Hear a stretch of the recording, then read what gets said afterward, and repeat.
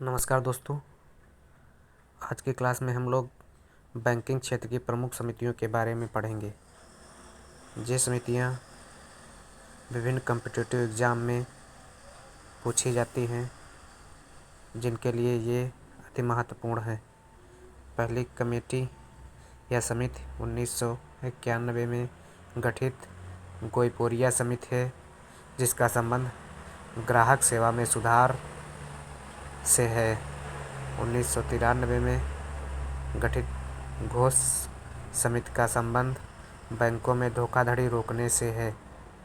अगली समिति 1993 में ही गठित नायक समिति है, जिसका संबंध लघु एवं मध्यम उद्योग में ऋण उपलब्ध कराने हेतु है। 1997 में गठित एस.एस. तारापोर समिति विदेशी विनिमय में पूंजी खाते की परिवर्तनीयता को लेकर गठित की गई। 1998 में आर.बी. गुप्ता समिति का गठन किया गया, जिसका मुख्य उद्देश्य कृषि ऋण के क्षेत्र हेतु था।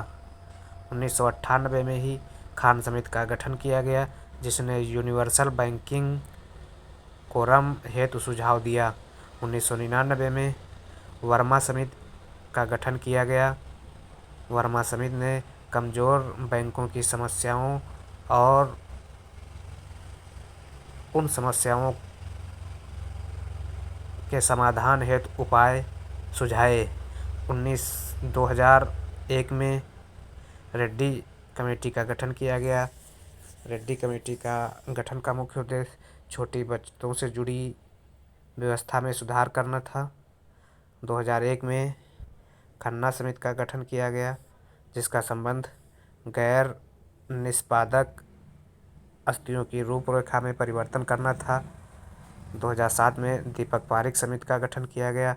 दीपक पारेख समिति आधारित संरचना में वित्तीय मामले में सुझाव देने हेतु गठित किया गया। 2009 में डी सुब्बा राव समिति का गठन किया गया। डी सुब्बा राव समिति मौद्रिक नीति पर तकनीक परिवर्तन हेतु सलाह देने के लिए गठित की गई। 1991 में नरसिम्हन समिति फर्स्ट का गठन किया गया, जिसका संबंध बैंकिंग क्षेत्र से था। 1997 में नरसिम्हन समिति सेकेंड का गठन किया गया, इसका संबंध भी बैंकिंग क्षेत्र से ही था। 2011 में दामोदरन समिति का गठन किया गया। 2010 में श्यामला गोपीनाथ समिति का गठन किया गया।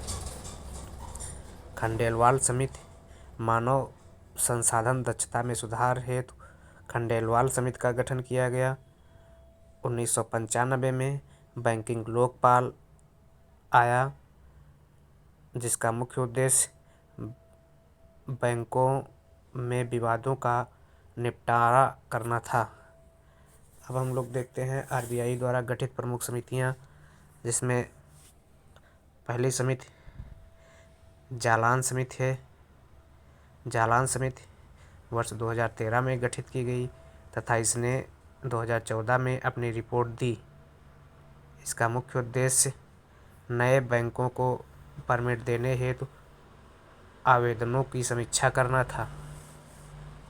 मतलब जो नए बैंक के लाइसेंस दिए जा रहे थे, उसके लिए जो आवेदन आए थे, उनकी समीक्षा करने हेतु जालान समिति का गठन किया गया।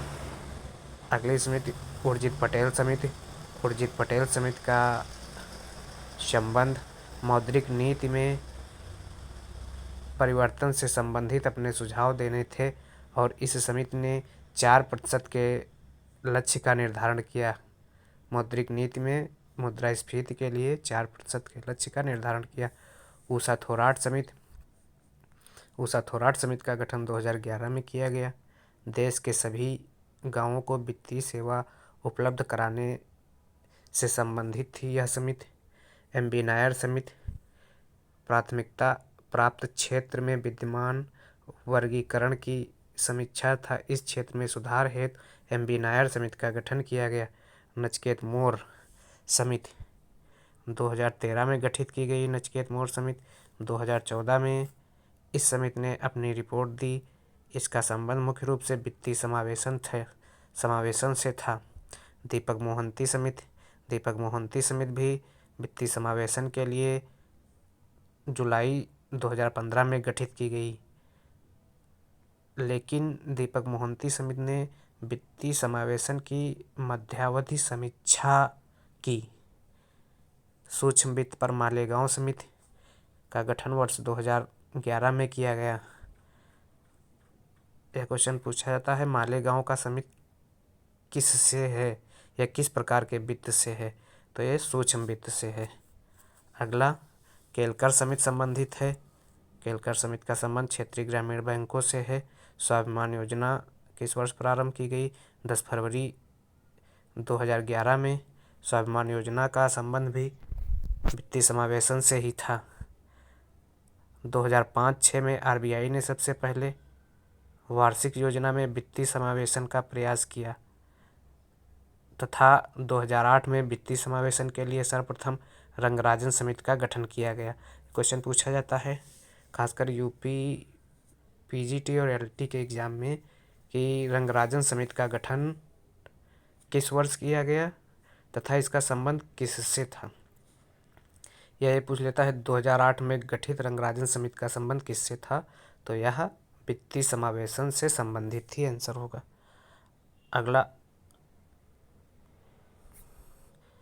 अगली प्रमुख समितियां हैं। राज्य समिति कृषि जोत कर से संबंधित थी। भगवती समिति बेरोजगारी से संबंधित थी।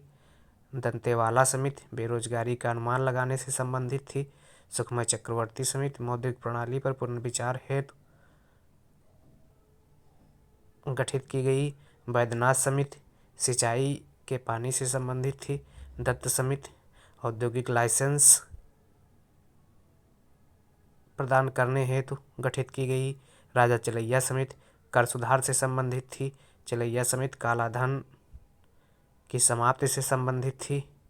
नरेश चंद्र समिति कारपोरेट गवर्नेंस के लिए गठित की गई। बलवंत राय मेहता समिति का संबंध विकेंद्रीकरण के लिए सुझाव देने से था।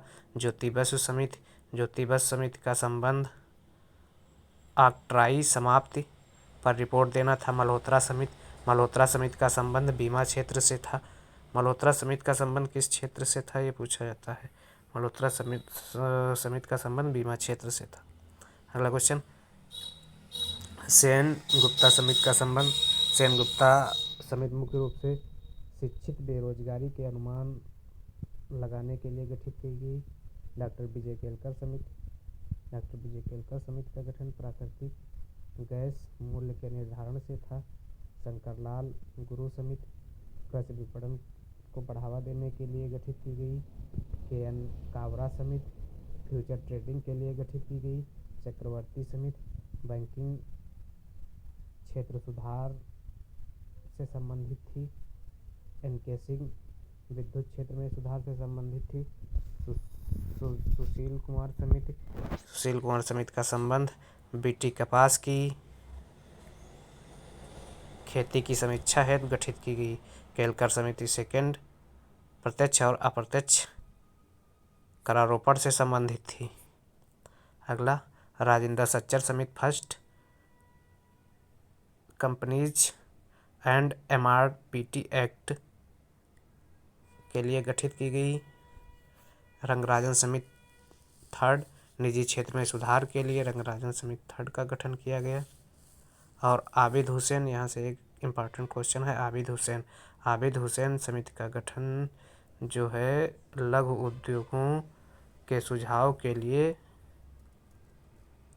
लघु उद्योगों में सुझाव देने के लिए आबिद हुसैन समिति का गठन किया गया। इसके अलावा कोठारी कमीशन सब लोग जानते होंगे। कोठारी कमीशन जो है शैक्षिक सुधार से था। शिक्षा में क्या क्या सुधार किए जाएं, कैसे सुधार किए जाएं, इसके लिए कोठारी आयोग या कोठारी कमीशन का गठन किया गया। इसके अलावा मंडल कमीशन पिछड़ी जातियों हेतु सीटों के आरक्षण के लिए मंडल कमीशन का गठन किया गया। नमस्कार दोस्तों।